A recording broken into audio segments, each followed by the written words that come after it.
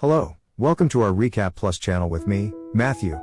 Today we will watch a recap movie called Abidding Citizen, released in 2009. This is a spoiler content video, so please turn on the subtitle and let's start the story. The story begins with Clyde, a skilled tinkerer, and his daughter, who has followed in his footsteps and is making bracelets. They share a warm family moment when Clyde's wife asks him to answer the door. However, when Clyde opens the door, he is attacked and knocked down by two burglars who forcefully enter their home. The burglars tie up Clyde's hands and proceed to rob the house. One of the burglars, Darby, ominously utters the phrase, "You can't fight fate," before ruthlessly stabbing Clyde.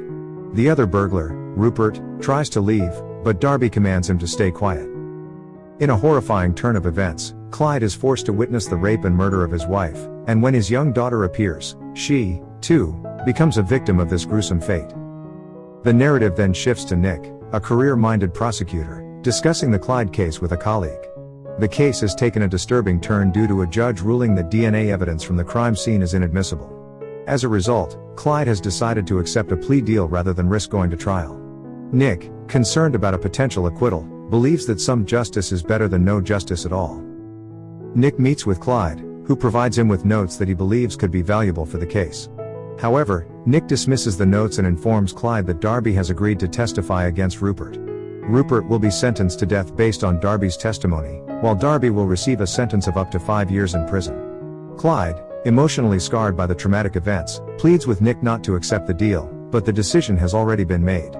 Nick explains that the justice system is about what you can prove, not just what you know. In the courtroom, the staged proceedings depict Rupert as the primary culprit, with Darby signing the plea deal while subtly mocking Nick's wife. Nick makes a press statement about the ruling, and Darby sarcastically thanks him for his supposed support, highlighting the injustices in the system.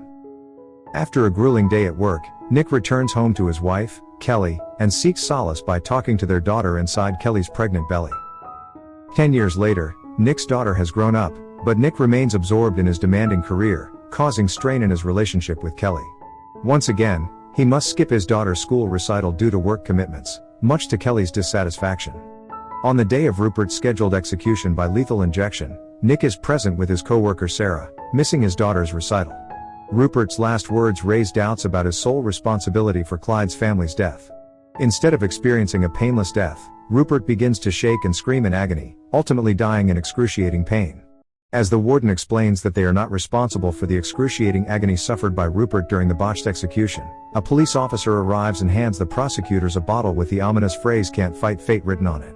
This phrase triggers a recognition in Nick's memory, prompting the police to investigate Darby and track down his whereabouts. Meanwhile, at Darby's location, he is nervously sniffing flour when he receives a mysterious call from a muffled voice. The voice provides Darby with detailed information about him, sending him into a state of paranoia. The voice instructs Darby to look out the window, where he observes police officers approaching from all directions. In a panic, Darby rushes outside and fires a few shots at police cars. The voice on the phone then directs Darby to lose his firearm and head toward an abandoned factory. Darby reluctantly complies with the instructions. On his way to the factory, he discovers a police officer asleep in his car. Seizing the opportunity, Darby enters the vehicle, seizes the officer's gun, and forces him to drive. They eventually reach a remote location where Darby forces the officer to kneel. Before Darby can carry out any further actions, he receives another call from the muffled voice, revealing that his supposed rescuer was none other than Clyde himself. In a desperate attempt to shoot Clyde, Darby pulls the trigger, but the gun is rigged as a trap, leading to his own downfall. Instead of death, he is injected with a paralyzing serum, rendering him unable to move but conscious and fully aware. Clyde restrains Darby at his warehouse, informing him that he has meticulously prepared for this moment, intending to prolong his suffering as much as possible. Clyde, drawing a parallel to his own helplessness 10 years ago, emphasizes that you can't fight fate. He starts recording the gruesome events and proceeds to inflict horrific torture on Darby. Meanwhile, Nick and Sarah discuss the tampering with the lethal injection.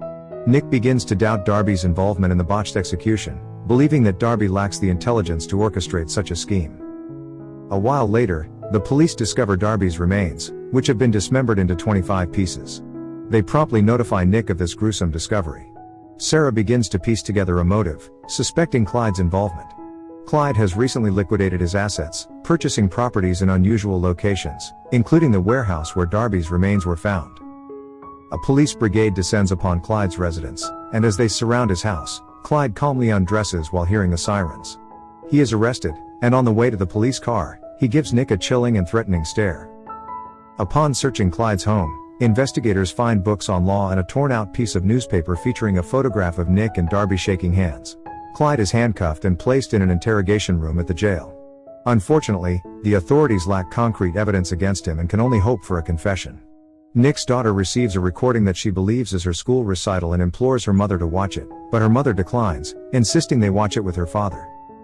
However, when Nick's daughter plays the DVD, they are horrified to witness Clyde dismembering Darby. In the interrogation room, Nick confronts Clyde, turning off the live feed of the gruesome video. He pretends as though Clyde did the right thing, prompting Clyde to confess indirectly that he wanted to kill Darby and Rupert and had contemplated their murders extensively. Nick considers this as Clyde's confession and begins to leave the room, but Clyde stops him. Clyde meticulously outlines Nick's daily routine and urges him to sit down. Although Nick insists they are finished, Clyde argues that anything he told Nick is inadmissible in court because he never directly admitted to committing murder and is aware they lack concrete evidence. Clyde suggests he will give a full confession if Nick can do something for him. Clyde's request is simple: a proper bed. Nick initially refuses, his ego getting in the way, but Nick's supervisor, Jonas, scolds him for not accepting the deal. A confession in exchange for a mattress when there's no concrete evidence is a significant compromise. Jonas advises Nick to reconsider, but Nick remains convinced that Clyde is toying with them. Ultimately, Clyde gets the mattress he wants, as another inmate in prison expresses interest in it. The warden is displeased with Clyde's manipulation. In court, Nick pleads to have Clyde denied bail, emphasizing that Clyde had agreed to give a full confession but did not follow through. Clyde begins to applaud in the courtroom, suggesting that the judge would let a murderer go after hearing some persuasive lines. The judge, seemingly swayed by Clyde's argument, initially appears inclined to grant bail. However, Nick passionately argues that Clyde is manipulating the situation. In response to Clyde's theatrics, the judge denies bail, leaving everyone in the courtroom shocked. Later, in the interrogation room, Clyde describes the video he sent to Nick as a representation of good triumphing over evil. As promised, he finally admits that he is the one in the video. Clyde admits to Nick that he has one more confession to make but wants something in return. Nick is growing tired of Clyde's games. Clyde then specifies his demands: a 20-ounce steak, medium rare, and an iPod in prison for lunch. He adds that he will offer information about Bill Reynolds, Darby's lawyer, as his confession. Bill has been missing for 3 days. Nick leaves, and when he returns, Sarah informs him that Bill Reynolds is indeed missing. Clyde speaks into a camera, addressing Nick, and informs him that if he wants Bill alive, he must meet his demands precisely at 1 p.m. the next day. The following day, they have the steak delivered to the prison. However, just 5 minutes before 1 p.m., the warden decides to double-check the prosecutors. When they arrive at Clyde's cell with the meal, they are 8 minutes late. Clyde remains composed and discloses Bill's whereabouts. He also clarifies that the 1 p.m. appointment was for Bill, not himself, and urges them to hurry. Nick rushes to a helicopter, and they fly to the scene. Meanwhile, Clyde listens to his iPod and enjoys the steak with his cellmate, who had previously threatened him. They quickly form a facade of friendship, but Clyde's true motive is to obtain the T-bone from the steak. Clyde turns up the music and gives the controller to his cellmate to distract him, then stabs him in the neck. Guards rush to Clyde's cell, and the warden is furious. Meanwhile, Nick and his team find Bill buried with an oxygen mask, but he is already dead. It took them 15 minutes to reach the scene from the prison, and if Clyde had gotten his lunch in time, Bill might still be alive. Nick receives a message from Sarah informing him that Clyde murdered his cellmate and that the warden is transferring him to solitary confinement. Nick goes to visit Clyde in solitary confinement, questioning the purpose of his vendetta against people. Clyde explains that he wants to hold everyone accountable for their actions. Nick then gives Clyde his daughter's bracelet and asks if his family would be proud of him for seeking vengeance in their name. Clyde responds that his wife and daughter can't feel anything because they are dead. Nick and Jonas meet with a government official who provides them with more information about Clyde. According to the official, Clyde is a born tactician who can eliminate people without being physically present in the same room as them. The cellmate Clyde killed was not chosen randomly, he was a pawn removed from the board. The official suggests that they should look for the next target Clyde might have in mind. The official tells Nick that the only way to stop Clyde is to go into his cell and put a bullet in his head because there's no other way to stop him. Clyde is targeting everyone involved in his family's case, and he's relentless in his pursuit of revenge. As the official leaves, he ominously states, "If Clyde wants you dead, you're dead." Armed with this information, Nick and Jonas approach the judge and request that Clyde's civil rights be violated, restricting visitation to ensure everyone's safety. The judge agrees and signs the necessary document. However, her cell phone suddenly rings and, when she answers it, it explodes, shocking Nick and Jonas. In the prison, Nick visits Clyde in an interrogation room and questions him about his motives and his possible accomplice. Clyde becomes agitated, feeling that Nick still doesn't grasp the essence of his revenge. He offers Nick one last chance: release him by 6 a.m., or everyone will die. Clyde is then escorted to maximum solitary confinement by a team of guards. Meanwhile, Nick and Sarah go through documents at the prison, attempting to find clues about who might be assisting Clyde from the outside, but they come up empty-handed. Sarah begins to doubt the decision they made regarding Derby's plea deal, but Nick reassures her that it is the right choice. Nick instructs his family to go to a safe and undisclosed location for their protection. They're to have no credit cards or cell phones to avoid revealing their location. Upon returning home, Nick notices a framed newspaper article, indicating that someone has been in his house.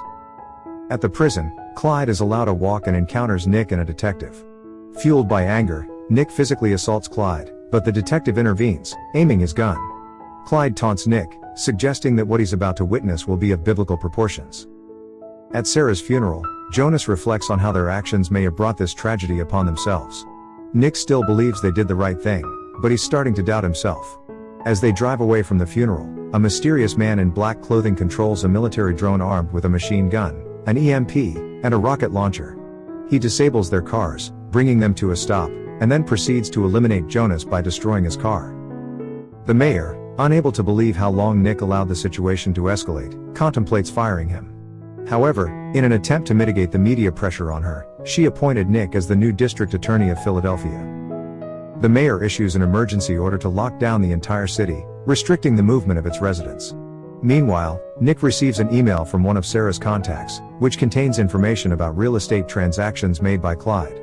Nick begins investigating all the properties sold in Philadelphia over the past decade and discovers that Clyde owns a small garage near the prison. Nick and the detective head to the garage and find a hidden tunnel beneath the floor that leads directly to the prison.